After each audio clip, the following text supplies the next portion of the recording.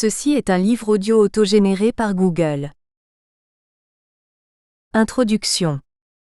Après avoir rédigé puis publié l'ouvrage, intitulé Le vote nationaliste basque Urteaga 2007, qui retraçait l'évolution de ce vote depuis la création du mouvement nationaliste basque moderne en 1963 jusqu'au milieu des années 2000, et plus précisément jusqu'aux élections européennes de 2004, l'heure était venue de faire le bilan des 15 dernières années, autant que des évolutions notables ont eu lieu au cours de cette période.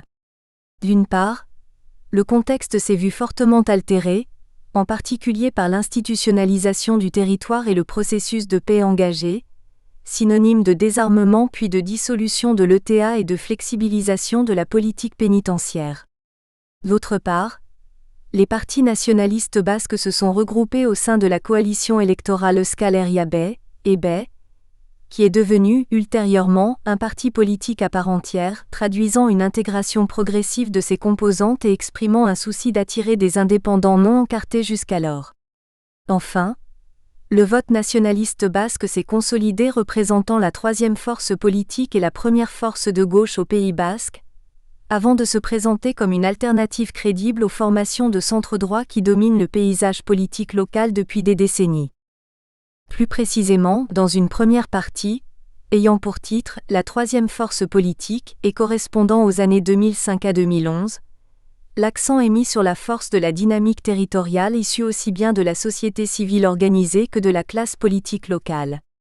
Outre la mobilisation des démocraties pour le Pays basque, la montée en puissance de la plateforme Batra et l'avènement de Euskal Herriko Laborantza Ganbara, EHLB, une majorité de maires du Pays basque se positionne en faveur de l'organisation d'un référendum pour la création d'un département spécifique. Cela se conjugue avec le cessez-le-feu permanent de l'organisation armée et l'entame d'un processus de négociation entre l'État espagnol et l'ETA sur les conséquences du conflit, désarmement, prisonniers, démilitarisation, etc., d'une part, et entre les principaux partis politiques du Pays basque d'Espagne sur l'avenir politique de ce territoire, d'autre part, processus prenant fin suite à l'échec des pourparlers. Cette dynamique territoriale est également incarnée par la nouvelle politique linguistique impulsée par les pouvoirs publics regroupés au sein de l'Office public de la langue basque, OPLB, auquel se trouve adossé un comité consultatif rassemblant les principales associations linguistiques, et l'adoption d'un contrat territorial Pays basque, dans un contexte marqué par la réforme des collectivités territoriales en décembre 2010. Durant ces années, les partis politiques nationalistes basques, initialement divisés en raison de leur désaccord sur la lutte armée pratiquée par l'ETA et la création de Batasuna qui provoque une scission au sein d'Abertzalean Batasuna, AB, décident de se rapprocher à la faveur d'une trêve décrétée par l'organisation armée en 2006. Cela débouche sur la constitution de la coalition électorale Euskal Herria Be réunissant AB, Batasuna et Eusko Alkartasuna, EA. Si la rupture du cessez-le-feu permanent de l'ETA en 2007 provoque un arrêt des pourparlers avec le Parti nationaliste basque, PNB, qui préfère faire cavalier seul arguant des raisons éthiques et politiques, elle n'entraîne pas pour autant la fin des baies. De plus, tous les partis nationalistes basques du nord des Pyrénées intègrent la Fédération Régions et Peuples Solidaires, REPS, soit en tant que membre ordinaire soit en tant que membre associé, afin de s'unir à d'autres formations nationalistes de l'Hexagone et pouvoir ainsi se présenter aux élections européennes avec quelques garanties de succès et peser sur les débats nationaux français. L'union des partis nationalistes basques au sein des baies à partir des élections législatives de 2007 contribue à leur essor électoral. Cela se vérifie particulièrement lors des élections municipales et cantonales de 2008, qui sont traditionnellement les plus favorables à ces formations, car les enjeux locaux sont prépondérants, parvenant à obtenir un conseiller général, plusieurs maires et de nombreux conseillers municipaux. Cette stratégie d'union connaît une exception, toutefois, celle des élections européennes de 2009 où AB, Batasuna et le PNB appuient des candidatures séparées, tantôt Europe Écologie Les Verts, EELV, tantôt Euskal Herria Renald, EHA, tantôt le Parti nationaliste basque PRNAB. Or, ces divisions ne sont qu'une parenthèse, puisque dès les élections régionales de 2010, la stratégie d'union s'impose à nouveau. Cela permet au Parti nationaliste basque de devenir la troisième force politique de ce territoire et d'influencer le débat public. Puis, dans une seconde partie correspondant à la période 2011 à 2017, où le nationalisme basque s'affirme comme une réelle alternative, le contexte est marqué par la conférence internationale d'Ayété qui offre une piste d'atterrissage à l'ETA afin qu'elle puisse annoncer la fin définitive de son activité armée. Cette annonce a pour effet de permettre à la gauche nationaliste basque d'Outre-Bidasoa de se présenter aux élections municipales et forales de 2011 sous le nom de Bildu, coalition électorale regroupant Eusko Alkartasuna, Alternatiba et des indépendants issus de Batasuna. Les bons résultats obtenus par Bildu renforcent le pari en faveur de l'utilisation de modes d'action strictement pacifiques et démocratiques. Cela favorise tout autant l'autodissolution de Batasuna, ayant une existence légale en France, et l'avènement d'une nouvelle formation indépendantiste de gauche, Sortu. La jeunesse nationaliste se dote également d'un nouveau mouvement, ayant pour nom Aitsina. Simultanément, l'institutionnalisation de la coopération transfrontalière connaît une nouvelle impulsion avec, d'un côté, la création du nouvel UDABLILTSA, fédération réunissant les communes et les élus de l'ensemble du Pays basque, et d'un autre côté, l'Eurorégion.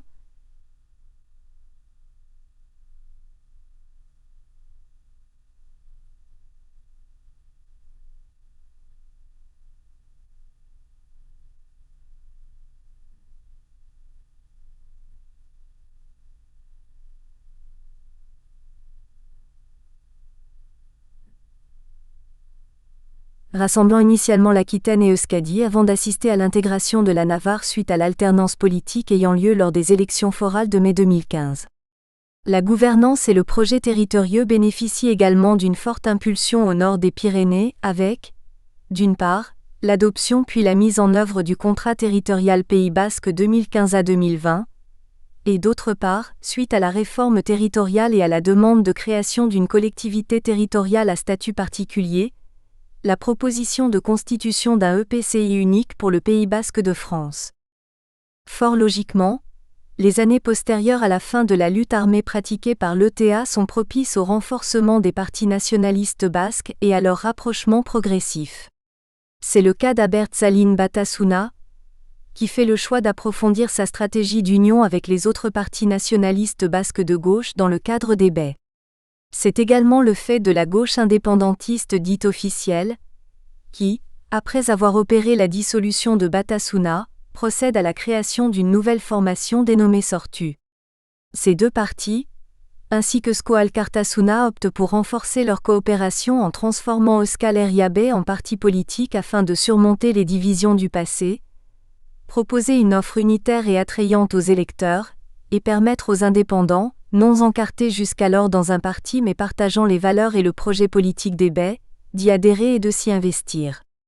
Cet effort d'union se traduit tout autant dans les relations entre les partis nationalistes basques de gauche de part et d'autre de la frontière qui signent une déclaration allant dans ce sens et organisent un Aberri Eguna, ou Journée de la patrie basque, commun afin d'illustrer leur démarche. Il en est de même avec la Fédération Régions et Peuples Solidaires qui ne cesse de se renforcer, en attirant de nouveaux membres, en obtenant des élus et en orientant les projets politiques de certains partis hexagonaux, dont Europe Écologie Les Verts. Dans un tel contexte, les partis nationalistes basques s'efforcent de conditionner, à leur niveau et sur le territoire basque, l'élection présidentielle de 2012 à laquelle ils ne présentent aucun candidat. En revanche, ils se présentent dans les 3 circonscriptions du Pays basque lors des législatives de la même année, dans une démarche unitaire mais sans pour autant obtenir les résultats escomptés, car toute leur attention est absorbée par les élections municipales de 2014 dans lesquelles reposent tous leurs espoirs. Grâce à l'initiative Bill Gaiten, qui propose un programme commun, une mise en relation des groupes locaux et un accompagnement des candidatures nationalistes, celles-ci obtiennent de bons résultats synonymes d'augmentation du nombre de voix et d'obtention d'une vingtaine de maires et d'une centaine de conseillers municipaux. Préférant faire l'impasse sur l'élection européenne ayant lieu la même année, afin de ne pas interrompre la dynamique électorale suscitée et de consolider EB en tant que parti politique, il s'implique pleinement dans la campagne des élections départementales de 2015. Après s'être qualifié pour le second tour dans 5 des 12 circonscriptions du Pays basque, les listes d'EB dépassent les 40% dans la plupart d'entre elles au second tour et remportent l'élection du canton de Nivadour. Avec cette élection, les nationalistes basques passent d'être la troisième force politique jouant le rôle d'arbitre entre les principaux partis hexagonaux, à celui d'alternative majeure aux candidatures de centre-droit. Quant aux élections régionales de 2015, ils choisissent de ne présenter aucun candidat, préférant appeler leurs électeurs à voter blanc.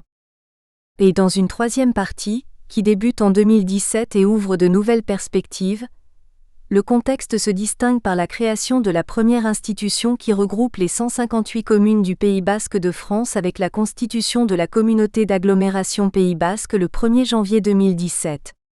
Elle se dote rapidement de compétences, d'une gouvernance et d'un financement propre.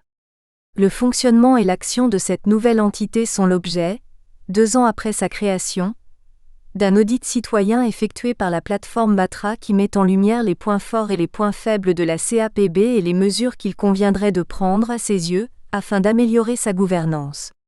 Entre-temps, cette période est ponctuée par le désarmement de l'ETA, le 8 avril 2017, grâce à l'implication des artisans de la paix et au soutien des institutions et élus locaux, puis à la dissolution définitive de l'organisation armée, décision qui est unanimement saluée lors de la conférence internationale ayant lieu à Arnaga le 4 mai 2018. Or, l'engagement de la société civile organisée basque ne se limite nullement au processus de paix, puisque le mouvement Bizi poursuit, voire intensifie son action contre le réchauffement climatique et pour la justice sociale et environnementale. Il est également à l'origine de l'initiative Alternatiba bénéficiant d'un large écho, aussi bien au Pays basque que dans le reste de l'Europe, ainsi que de la monnaie locale Eusko. Le syndicat agricole ELB n'est pas en reste, car il est sur tous les fronts pour défendre une agriculture paysanne et durable. Dans cette nouvelle phase, Euskal Herria Bay s'organise afin de faire face aux nouveaux défis résultant de l'institutionnalisation du territoire et du processus de paix. Cela provoque une reconfiguration du paysage politique local et ouvre de nouvelles perspectives électorales au mouvement nationaliste basque. Simultanément, bien que sa création soit récente et afin de tenir compte de ce nouveau contexte, Sortu en profite pour procéder à sa refondation. Il s'agit, pour la formation indépendantiste, d'exploiter les opportunités présentes et de dépasser les blocages imposés, notamment par les États français et espagnols. Il est tout autant question de redéfinir et de clarifier les domaines d'action, et de repenser son fonctionnement interne. Le Parti nationaliste basque n'est guère inactif, puisqu'il recherche une visibilité croissante en se présentant aux élections, en prenant position sur des problèmes locaux et en participant à des mobilisations. Enfin, aussi bien le PNB que des composantes d'EB intègrent la fédération REPS qui organise son université d'été et son congrès de 2018 au Pays basque. Elle y décide de se consolider en passant d'une coordination de partis au sein d'une fédération à une véritable organisation politique. Dans ce contexte, les résultats électoraux obtenus par les partis nationalistes continuent à progresser, bien qu'il s'agisse de scrutins qui leur sont peu favorables. En effet, lors des élections présidentielles de 2017 auxquelles il ne présente aucun candidat, les voix nationalistes se portent majoritairement vers les candidatures de gauche et écologistes lors du premier tour et dans une moindre mesure, vers Emmanuel Macron lors du second tour. À l'occasion des élections législatives, qui se déroulent dans la foulée de l'élection présidentielle, EB progresse en voix et en pourcentage, se consolidant comme troisième force politique et comme premier parti de gauche. Puis, lors des élections européennes, bien que ni Euskal Herria Bay ni le Parti nationaliste basque ne présentent de candidats dans l'Hexagone, ils soutiennent leurs homologues d'Outre-Bidasoa, ce qui leur permet d'avoir une représentation au Parlement européen par leur intermédiaire. Première partie, la TROISIEM force politique. Chapitre 1, la force de la dynamique territoriale. Les années 2005 à 2011 se caractérisent par la vitalité de la dynamique territoriale, provenant tant de la société civile organisée que de la classe politique locale. En plus de la mobilisation des démos, de l'essor de Batra et de la naissance de Laboranza Gambara, une majorité de maires du Pays basque se prononce en faveur de l'organisation d'une consultation pour la constitution d'un département propre. Cela va de pair avec la trêve de l'ETA et l'entame d'un processus de négociation entre l'État espagnol et l'organisation armée sur les conséquences du conflit, d'un côté, et entre les principaux partis politiques du Pays basque d'Espagne sur l'avenir politique de ce territoire, d'un autre côté, processus s'achevant après l'échec des négociations. Cette dynamique territoriale est aussi incarnée par la nouvelle politique linguistique élaborée puis mise en œuvre par les pouvoirs publics regroupés au sein de l'Office public de la langue basque, auquel se trouve adjoint un comité consultatif qui regroupe les principaux acteurs linguistiques, et l'adoption d'un contrat territorial Pays basque, dans un contexte marqué par la réforme des collectivités territoriales. La mobilisation des démos.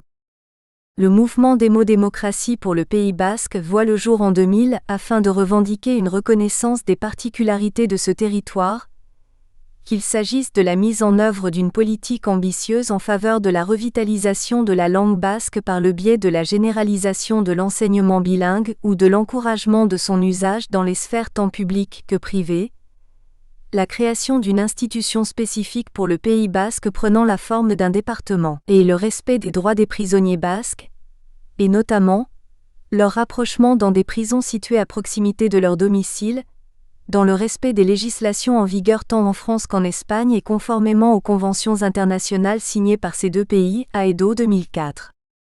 À la différence de certains de leurs aînés par le passé, ce mouvement s'inspire de personnalités telles que Mahatma Gandhi et Martin Luther King, et d'organisations dont la Confédération paysanne et Greenpeace. Afin d'attirer l'attention de l'opinion publique via les médias et susciter la sympathie de la population locale, les démos utilisent des modes d'action non violents relevant de la désobéissance civile. Ils effectuent des actions aussi symboliques que spectaculaires dans le but d'insérer les problématiques mentionnées dans les agendas médiatiques puis politiques, et contraindre les pouvoirs publics à y apporter des réponses effectives. Leurs actions portent pêle-mêle sur la défense du bilinguisme particulièrement auprès de la SNCF, des simulacres d'accidents de la route pour sensibiliser la population et les autorités aux risques encourus par les familles des prisonniers éloignés du Pays basque, l'enlèvement des bustes de Marianne dans certaines mairies du Pays basque et leur présentation lors d'une conférence de presse clandestine, l'occupation du campus pour la défense de la langue basque à l'université, les revendications pour la création d'un département Pays basque. Wikipédia 2019a. Leur première action date du 6 janvier 2000, date à laquelle des démos montent sur les murs de la maison d'arrêt de Bayonne, avec un t-shirt jaune et un masque blanc pour emblème, en tirant la banderole Démocratie pour le Pays basque. Wikipédia 2019a. Or, ces actions contraires à la loi valent à leurs auteurs d'innombrables interpellations, procès et condamnations, le plus souvent à des peines de prison avec sursis et à des amendes. Ainsi, le tribunal correctionnel de Bayonne condamne Pancho Belin et Joanko Elichitz, qui s'étaient enchaînés le 26 mai 2000 au train d'atterrissage d'un avion de ligne sur l'aéroport de Biarritz, pour revendiquer le rapprochement des prisonniers basques, à 6 mois de prison avec sursis et 3 000 € d'amende, Chalandon, 2000. Nicolas Padrones, autre membre des démos, est condamné par ce même tribunal pour avoir dérobé des bustes de Marianne dans plusieurs communes du Pays basque. Il est condamné à 120 jours amende à 15 €, soit 1 800 €. Chalandon, 2002. Ces procès et condamnations successives et le recours à la violence par les forces de l'ordre suscitent l'émoi de nombreux habitants et élus locaux, bien au-delà des seuls milieux nationalistes basques. Par exemple, Max Brisson, conseiller général des Pyrénées-Atlantiques de l'UMP, ancienne dénomination du parti Les Républicains LR, tout en ne cautionnant pas les actions de désobéissance civile, s'élève contre l'interdiction qui est faite par le tribunal correctionnel de Bayonne à 65 membres des démos d'utiliser la langue basque lors de leur comparution devant la justice. De même, le Club de la Presse dénonce le fait qu'un photographe du journal du Pays basque ait été blessé au cours de l'évacuation du tribunal de Bayonne et son matériel photographique ait été endommagé alors qu'il couvrait le procès des démos. Ambata, 2004a. Parallèlement à son statut de victime des répressions judiciaires et policières, La sympathie que suscite le mouvement des démos n'est pas étrangère à son recours constant à l'humour et au caractère bon enfant des actions et manifestations organisées par ses membres.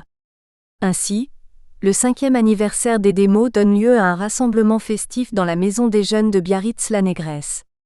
Un banquet populaire, rassemblant 200 convives y a lieu. Si à l'entrée, une table présentait quelques documents théoriques et les archives du mouvement, et une télévision passait en boucle une vidéo de ses principaux moments, un long apéritif s'est déroulé jusqu'en début d'après-midi, moment auquel les participants ont pris place à table. Repas ponctué de prises de parole ainsi que de chants et de danse, en bata de 005A. Nonobstant, après 10 ans d'activité, les démos annoncent leur dissolution en juin 2010 lors de la restitution du registre des délibérations du Biltzar du Labour au Pôle des archives de Bayonne en cours de construction, Edque Série 2010. Cela se produit à un moment où les 3 principales revendications portées par ce mouvement jouissent d'une grande actualité, avec les discussions portant sur la réforme institutionnelle, l'abrogation de la loi Fallou ou la résolution du conflit basque, Edque Série 2010. Plusieurs facteurs sont susceptibles de rendre compte d'une telle dissolution, dont l'existence d'autres dynamiques sociopolitiques, Edque Série 2010. S'y ajoute l'usure militante, les dizaines de procédures judiciaires, sans parler de l'asphyxie financière suite aux condamnations lourdes, Edque Série 2010. Une autre raison est invoquée par ses propres membres, la teneur des débats internes qui ont interféré sur la dynamique des démos au moment où les divisions politiques entre nationalistes basques éclataient publiquement, Edque Série 2010. Selon Anton Edque Série, les démos n'ont pas su gérer ces divisions en interne et garder leur indépendance, ce qui a considérablement affaibli la force militante de ce mouvement, Edque Série 2010. La montée en puissance de la plateforme Batra. Parallèlement, la plateforme Batra voit le jour le 14 décembre 2002 lors d'un acte inaugural ayant lieu à la Chambre de commerce et d'industrie de Bayonne, Batra, 2016. À cette occasion, 110 syndicats, associations et mouvements de la société civile organisée adhèrent à une charte s'articulant autour de 4 revendications majeures. La co-officialisation de la langue basque, la création d'une institution spécifique pour le Pays basque, la constitution d'une chambre d'agriculture propre et la formation d'une université de plein exercice, Batra 2016.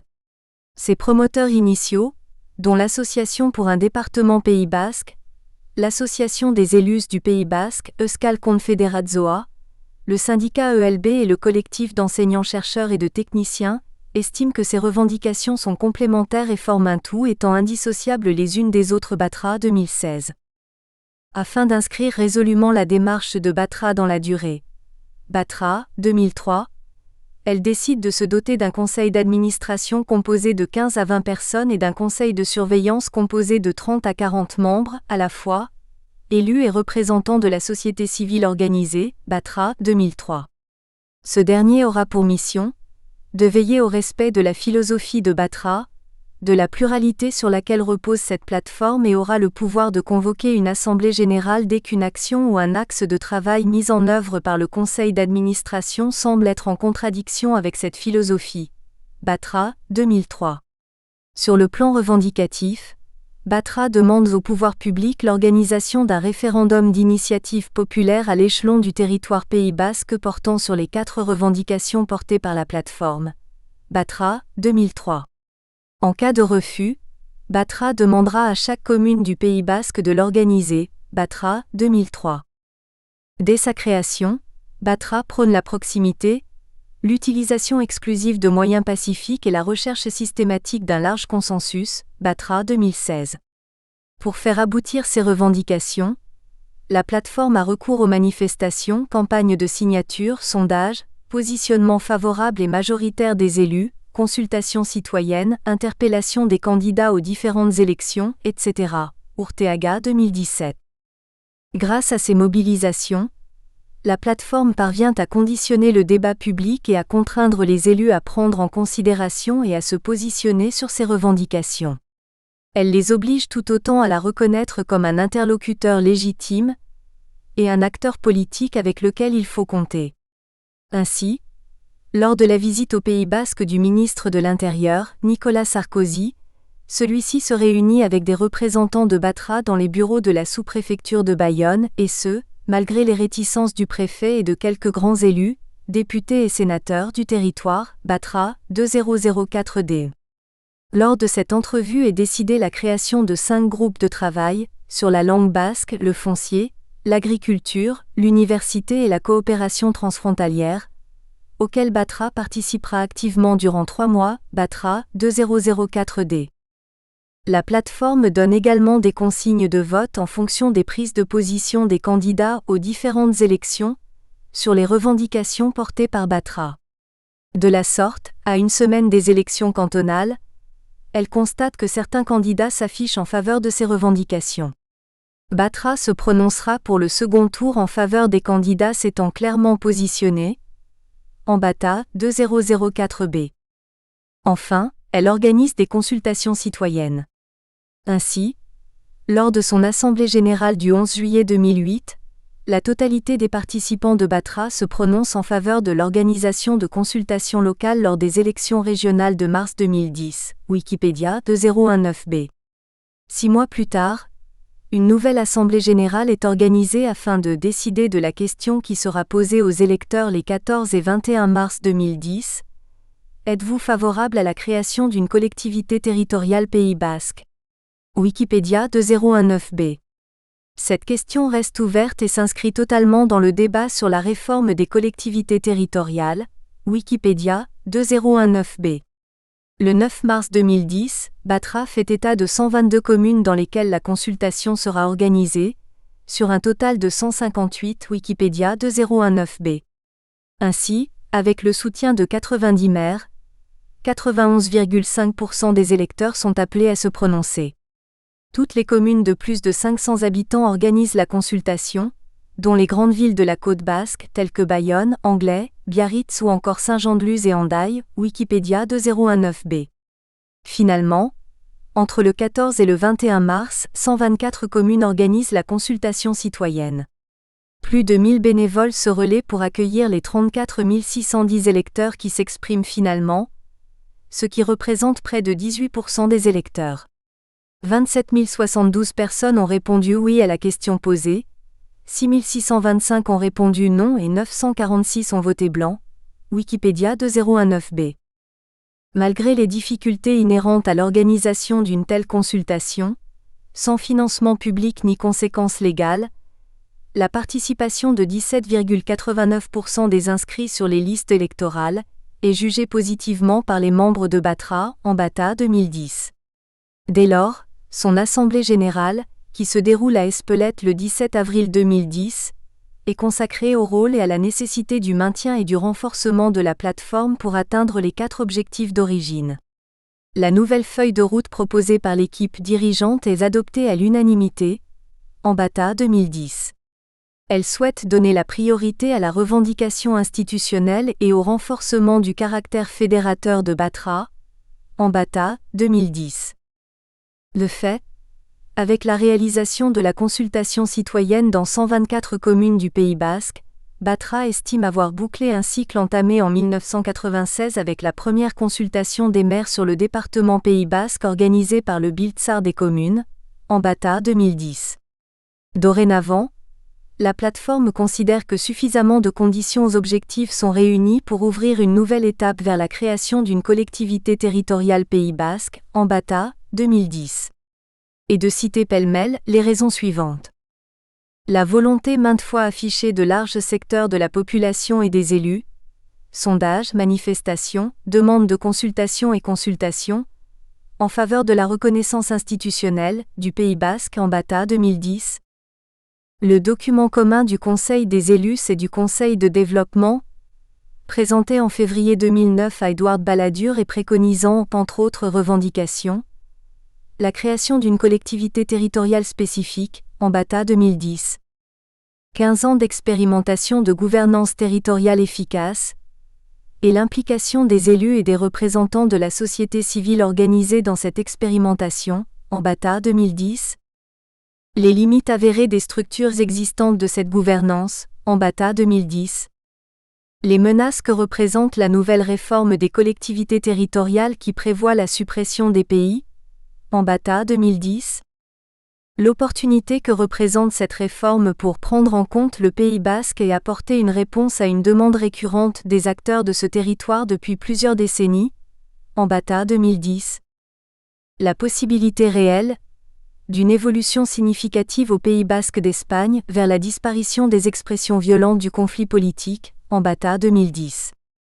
La plateforme estime que la consultation citoyenne a montré l'adhésion d'une part importante de la population à la reconnaissance institutionnelle de ce territoire et représente une sorte de mandat dont Batra mais aussi les élus de ce territoire sont d'une certaine façon comptables.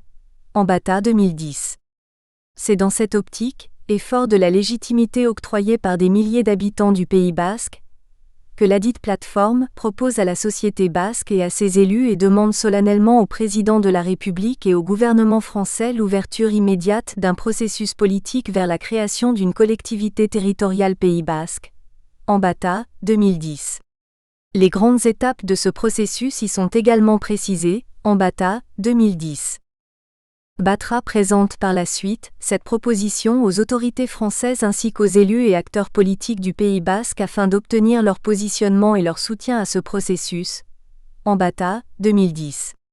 Simultanément, la plateforme soumet cette proposition au Conseil des élus et au Conseil de développement et pense que dans la logique du rapport « Comment imaginer le futur du Pays basque ?»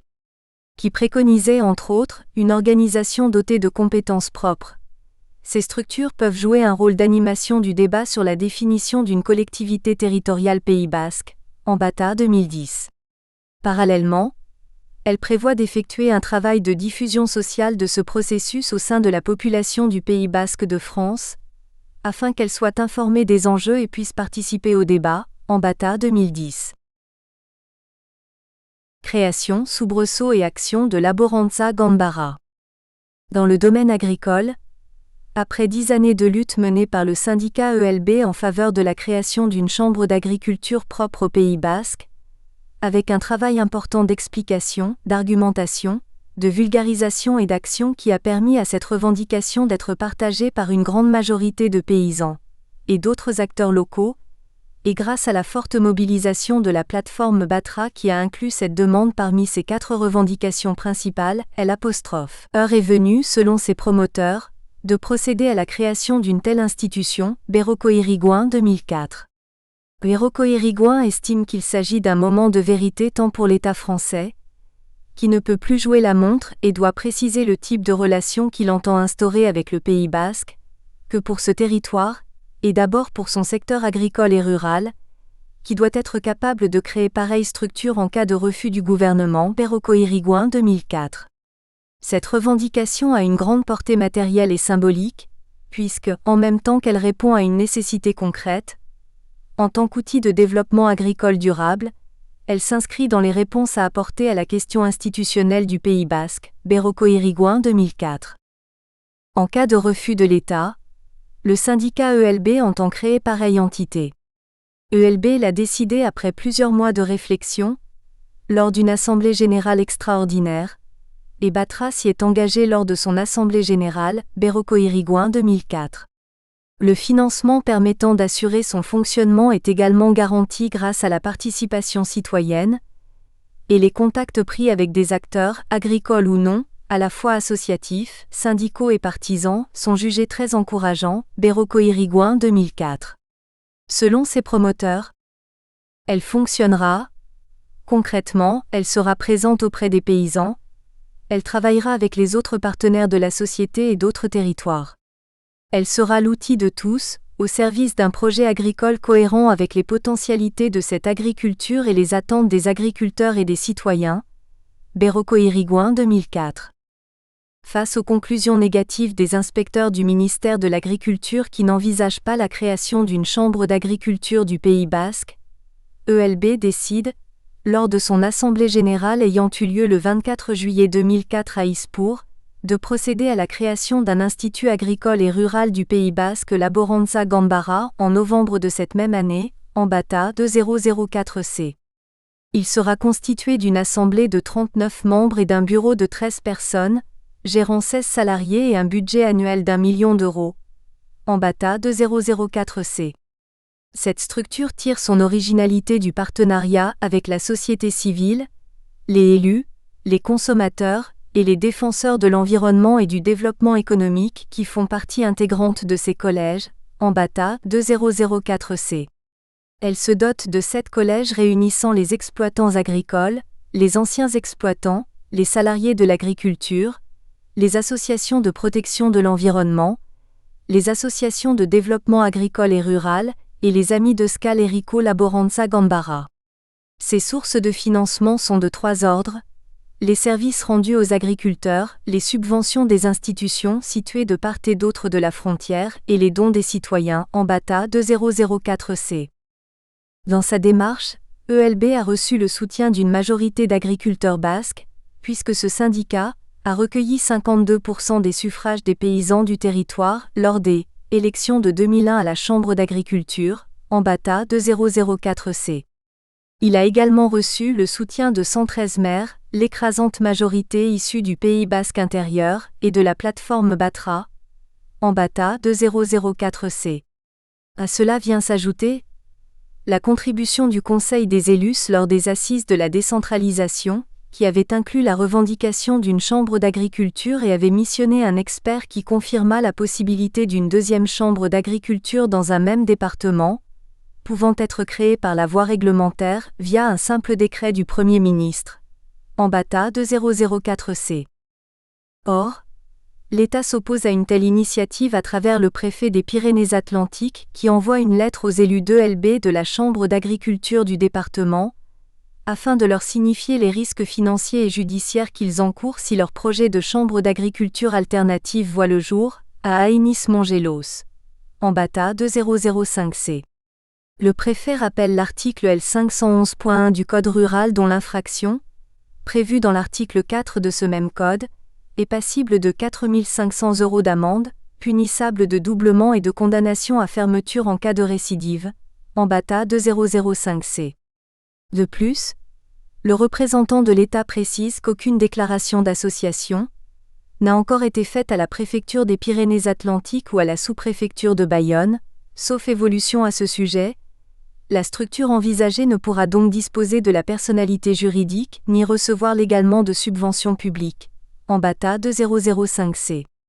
Enfin, le haut fonctionnaire estime que la Chambre d'agriculture du Pays basque enfreint l'article L511.2 du Code rural selon lequel les chambres d'agriculture sont des établissements publics économiques, le Conseil d'État indiquant, dans son arrêté du 29 novembre 1991, que celles-ci sont rangées dans la catégorie des établissements publics nationaux, Ambata 2005C. Nonobstant, cette menace n'a guère l'effet escompté, la détermination des membres du syndicat agricole basque étant forte, Ambata 2005C. L'État passe alors de la menace aux actes, puisque le préfet du département présente des requêtes auprès du tribunal administratif et engage une procédure pénale contre Laboranza Gambara pour un délit d'imitation d'établissement public, Ambata 2006. L'État décide également de faire pression sur les maires du territoire. Ainsi, le sous-préfet de Bayonne adresse le 30 mai 2005 une lettre aux maires du Pays basque qui ont décidé d'accorder une subvention à Euskal Herriko Laboranza Gambara. Il leur demande de retirer leur subvention, selon lui illégale, et les menace, en cas de refus, de les déférer au tribunal administratif de Pau, Ambata 2005D. Les poursuites engagées contre une trentaine de maires du Pays basque suscitent la réprobation de la classe politique locale qui adopte une motion de soutien demandant au pouvoir public de laisser travailler l'association et de lever les menaces de poursuite. Ambata 2006B. Malgré ces tracasseries administratives et judiciaires, Laboranza Gambara se met rapidement au travail autour de 4 priorités: le suivi des politiques agricoles, la transmission des exploitations et l'installation des jeunes paysans, l'amélioration du revenu des agriculteurs et l'aménagement du territoire, Cachenot 2005. Plus en détail, elle œuvre dans les domaines suivants. Aide directe aux paysans pour la rédaction de leur dossier PAC, de plus en plus complexe à établir. Études sur les mécanismes d'installation et de transmission des exploitations agricoles en Pays basque. Travail d'information et de concertation sur Natura 2000.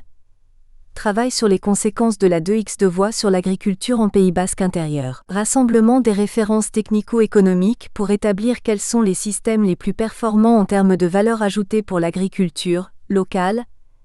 Travail de fond sur la valorisation des engrais naturels. Études sur le thème de la complémentarité plaine montagne. Conseils juridiques et techniques directement apportés aux paysans par le biais de consultations et de stages accordés ou organisés à la Chambre d'Ainis Mongelos, Tchèques, 2005. Cette action porte ses fruits dès sa 2e année d'existence. En interne, avec un nombre de paysans aidés qui a presque doublé en un an, et en externe, avec des relations de travail durables qui s'établissent avec des partenaires spécialisés dans les domaines aussi divers que l'eau, l'énergie ou l'agronomie, Beroko Irigouin 2007. Selon son président, chaque jour qui passe, Laboranza Gambara prend racine. Chaque jour qui passe démontre qu'elle n'occupe pas un terrain pris par d'autres, mais qu'elle occupe un terrain qui était déserté depuis longtemps par les chambres d'agriculture, celui du développement au plus près des paysans, Beroko Irigouin 2007.